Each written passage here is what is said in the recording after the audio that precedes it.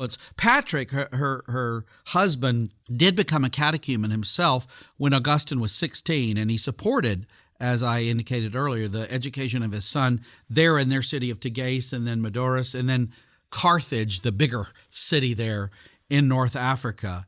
And he comes to teach grammar.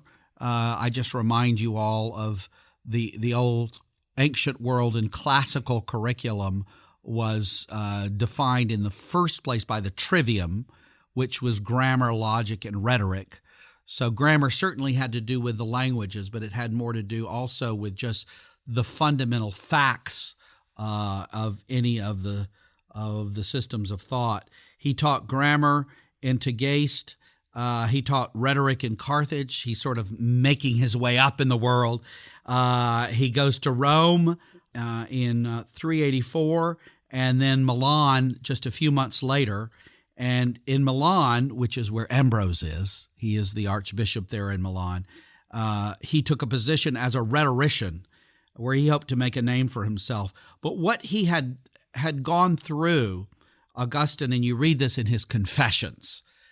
His Confessions are a fascinating self-disclosure, you might say. Nothing like that had ever really been written in the world. I mean, nothing even had such a sense of personhood. It's interesting, in the ancient Roman world, you had a sense of individuality, that you and I aren't the same, that we're different entities, so to speak. We're different individuals. But you didn't have a real idea of personhood until the Christian faith particularly develops the understanding of God as three persons.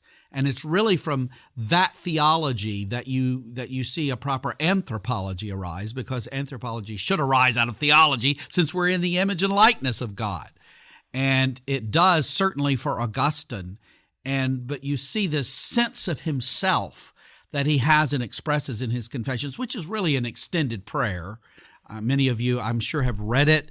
You're familiar with those words as he prays that show yourself to us, and that we, admitting that he himself was restless until he found his rest in God.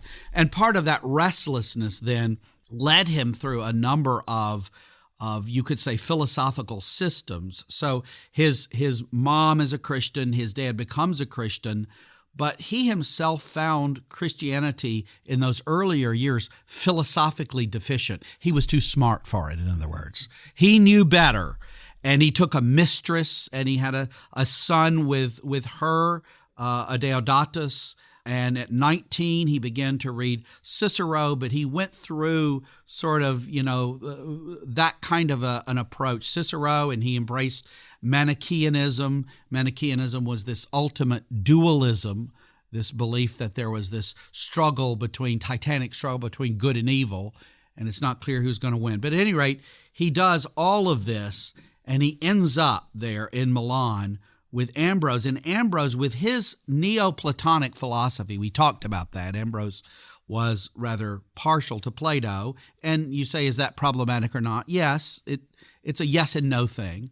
But what Ambrose impressed Augustine with was you can be intelligent and thoughtful and still be a Christian. In other words, he went from thinking of Christianity as intellectually and philosophically deficient, which you really couldn't do around Ambrose because he was so obviously capable. He had been the governor, if you recall.